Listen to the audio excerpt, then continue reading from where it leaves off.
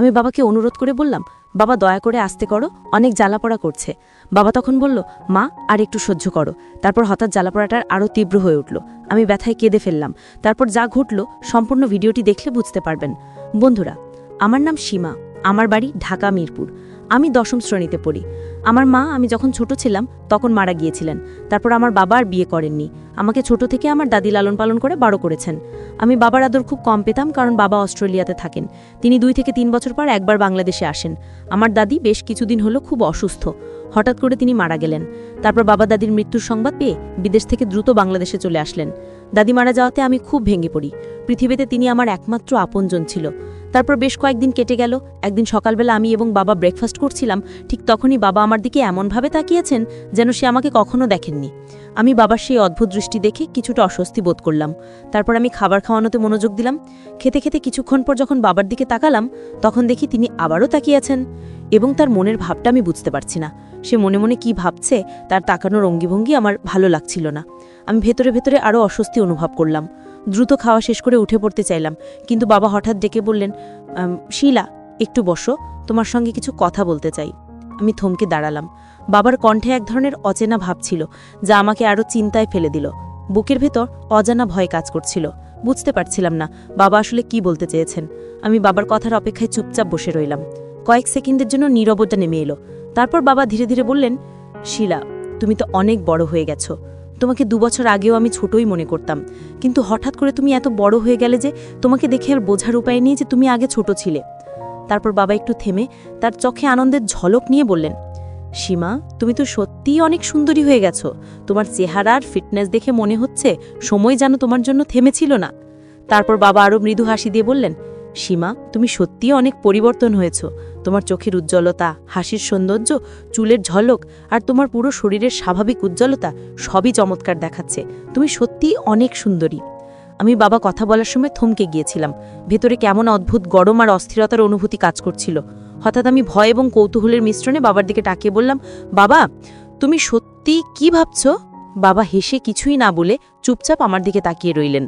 সেই মুহূর্তে আমি অনুভব করলাম তার কিছু কথার আড়ালে এমন কিছু রয়েছে যা তিনি শুধুমাত্র আমার জন্যই খুলতে চলেছেন। আমার হৃদয় দ্রুত ধকধক করতে লাগলো, যেন বুঝতে চাইছিলাম এই রহস্যের আড়ালে বাবার আসল উদ্দেশ্য কি।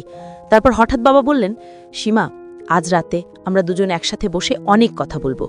তুমি রাতে আসো, আমরা গল্প করব। আমি প্রথমে কিছুটা অবাক হয়েছিলাম, কিন্তু ভাবলাম হয়তো তিনি দীর্ঘদিন পরে আমার সঙ্গে সময় কাটাতে চাইছেন। আমার মনে কৌতূহল কাজ করছিল, বাবা আমাকে কি গল্প শোনাবেন, কি স্মৃতি ভাগ করবেন, আমি কি শিখব। সেই রাত আমি অপেক্ষায় কাটালাম। হৃদয়টা আনন্দ আর উত্তেজনায় ভরে উঠল। আর বাবা আমাকে আরও বললেন, আজ রাতে যখন তুমি আসবে সেই সময় যেন কেউ আমাদের বিঘ্ন না করে, আমাদের শান্তিতে গল্প করার সুযোগ থাকবে। আমার মনে কিছুটা কৌতূহল জাগলো। বাবা এতদিন বিদেশে থাকায় আমাদের একসাথে সময় কাটানো হয়নি। আমি ভাবলাম হয়তো বাবা আজকে আমাকে কিছু গল্প শোনাবেন, আমাদের কিছু স্মৃতি ভাগাভাগি হবে, আর হয়তো এমন কিছু স্মৃতি যা আগে কখনো শোনাই হয়নি। আমার হৃদয়টা অদ্ভুতভাবে ধকধক করতে লাগলো। কৌতূহল আর অজানা উত্তেজনায় ভরে উঠল। সারাদিন কেটে গেল নানা কাজ আর চিন্তায়, কিন্তু রাত যখন হলো, আমি, বাবা আর আমার আন্টি রাতের খাবার খেয়ে নিজের নিজের রুমে চলে গেলাম। ওই সময় আমি ইচ্ছে করলে বাবার রুমে যেতে পারতাম, কিন্তু গেলাম না, কারণ বাবা আমাকে আগেই সতর্ক করে বলেছিলেন যে বাবার রুমে যাওয়ার সময় যেন কেউ আমাদের না দেখে। আমি জানতাম না এর পিছনে ঠিক কী ঘটনা রয়েছে, কিন্তু বাবার কথা মানা আমার জন্য জরুরি মনে হলো। তাই আমি শান্তভাবে আমার রুমে থেকে অপেক্ষা করতে লাগলাম। রাতটা যেন অদ্ভুতভাবে ধীর, শান্ত এবং রহস্যময়ভাবে এগোতে লাগলো। তারপর রাতটা আস্তে আস্তে নেমে এলো। ঘরের আলো নরম হয়ে গিয়েছিল আর বাড়ির চারপাশে শান্তি নেমে এসেছে। আমি নিজের রুমে বসেছিলাম, কেমন অদ্ভুত উত্তেজনা আর কৌতূহল মিশ্রিত অনুভূতি নিয়ে ভাবছিলাম বাবার কথা আজকের রাতটা নিয়ে। জানালা দিয়ে চাঁদের আলো আসছিল আর বাইরে বাতাস হালকা শিহরণ ছুঁয়ে যাচ্ছিল। হৃদয়টা ধকধক করছে। আমি জানালা দিয়ে চাঁদের আলো দেখে ভেতরে এক অদ্ভুত শান্তি অনুভব করছিলাম, কিন্তু একই সাথে মনে হচ্ছে যেন রহস্যের আবরণে কিছু লুকিয়ে আছে। আমি নিজেকে বলছিলাম আজ রাতটা নিশ্চয়ই আলাদা হবে।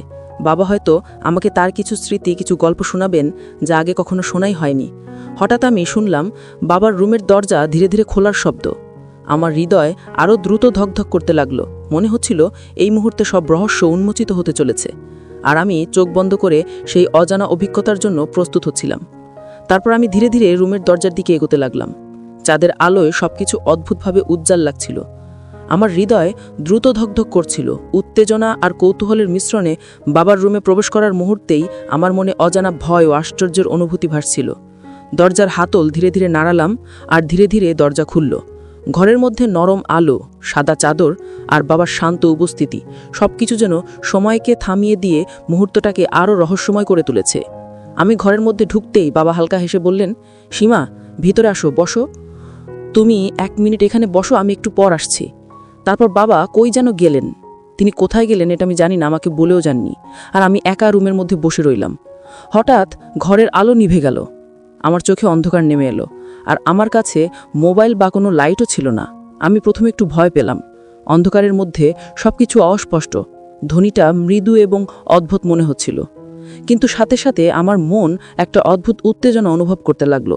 মনে হচ্ছিল অন্ধকারের আড়ালে যেন কোনো রহস্য লুকিয়ে আছে, কিছু এমন যা আমি আগে কখনো অনুভব করিনি।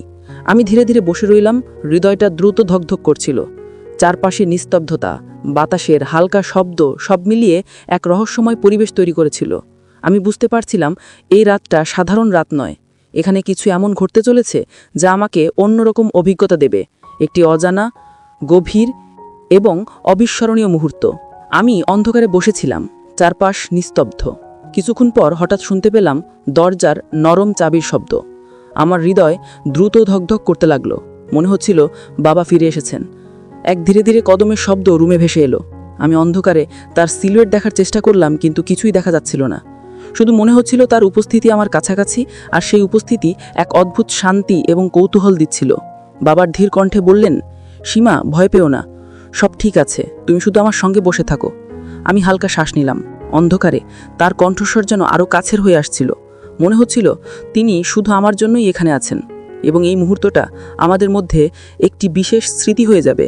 আমি বুঝতে পারছিলাম এই রাতের রহস্য শুধু গল্প বা কথার মধ্যেই সীমাবদ্ধ নয়। এটি আমার বাবার সঙ্গে আমার সম্পর্কের এক নতুন অধ্যায় শুরু হতে চলেছে, একটি গভীর, নিরাপদ এবং অজানা অভিজ্ঞতার রাত। তো বন্ধুরা, এই গল্পটি এখানেই কিন্তু শেষ নয়। আরও অনেক সত্য ঘটনা দ্বিতীয় পর্বে রয়েছে। যদি এই গল্পটির দ্বিতীয় পর্ব আপনারা পেতে চান, তাহলে এই চ্যানেলটি অবশ্যই সাবস্ক্রাইব করে পাশে থাকা অল নোটিফিকেশন অন করে রাখবেন। আর আগে থেকে আপনারা এই চ্যানেলটি যারা সাবস্ক্রাইব করে রেখেছেন, আপনাদেরকে জানাচ্ছি অসংখ্য ধন্যবাদ। জীবনে সবসময় পরিবার, প্রিয়জন এবং কাছের মানুষদের মূল্য দিন, তাদের সঙ্গে সময় কাটান, ভালো মুহূর্তগুলো উপভোগ করুন এবং একে অপরের সাথে স্মরণীয় স্মৃতি তৈরি করুন।